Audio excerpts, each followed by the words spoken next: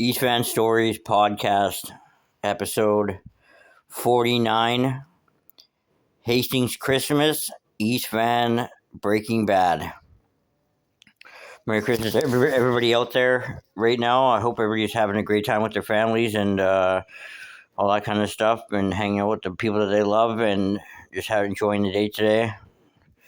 Hastings, what's it like on Hastings for Christmas? It's pretty much just like a great day for the people that are like down and out in Hastings, all the addicts and the homeless people and stuff like that, because there's so much people giving away and just giving back to the community. It's insane, right? Like they're just giving out blankets, food, gloves, toques, all that kind of stuff, right? Like it's pretty amazing actually how much people do stuff with the kindness of their heart for the people of East Van on Christmas Day.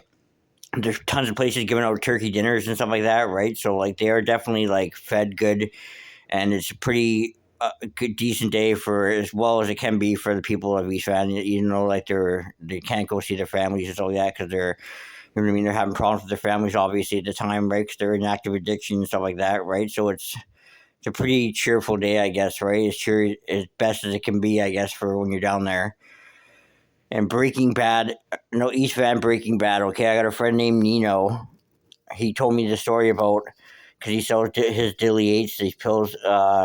And that one of his regular customers he was supposed to meet him at a location one time, and he didn't meet him at the location, but the person phoned him on his phone and said to come meet him in a building, right? I'm not going to name the building. It's just a little bit off Hastings, right? But he ends up going and meeting him there, and he goes into the place, and there's like a tent thing set up. It seems like, he don't know if it's a tent or what, but it's like a tent thing set up in the room, and they're cooking some drugs or whatever. He doesn't know if they're meth or if it's fentanyl or what.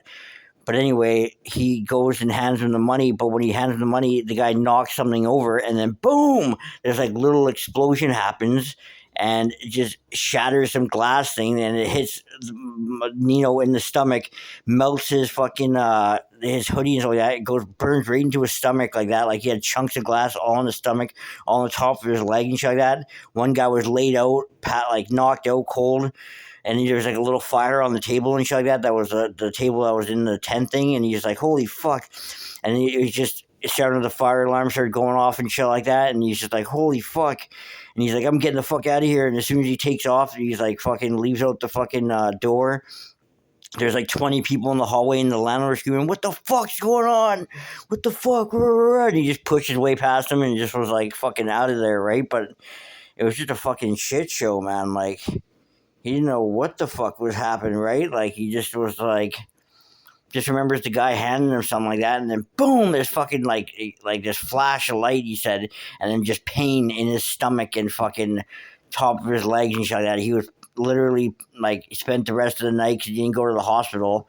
He told me just picking chunks of hot glass out of his stomach and shit like that, like, and out of his top of his legs and shit like that, like all night with tweezers. Like, it was fucking excruciating pain, he said. Like, so, like, you know what I mean? It's I know him pretty well, and I believe what he's saying and stuff like that. Like, he showed me the scars himself, and like, fuck, his stomach looks fucked right up. It looks brutal. Like, I feel bad for the guy, but that's just another fucking you know what I mean, story of like one of those crazy SROs that are on Hastings that you don't know what the fuck people are doing in those rooms, right? They could just be doing God knows what, right? Who knows what the fuck people are doing? They're cooking drugs up. They're just fucking doing fire hazards. Like, it's just running amok, right? It's pretty crazy. But yeah, I appreciate everybody that's listening out there. I really appreciate it if anybody could subscribe to my channel. I'm trying hard to make new content and stuff like that. I got other videos on here that I make.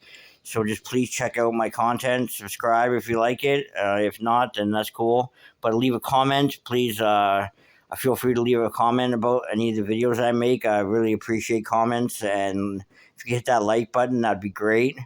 But yeah, I definitely would appreciate some feedback, some comments like that. Tell me if you like the show or not, or if, what you think. You can check out my podcast on all podcast platforms too, to get other shows for East Van Stories podcast. And yeah, I just really hope everybody has a really Merry Christmas, and appreciate all your family that you're with today. And like, share, and subscribe. Merry Christmas. Thank you.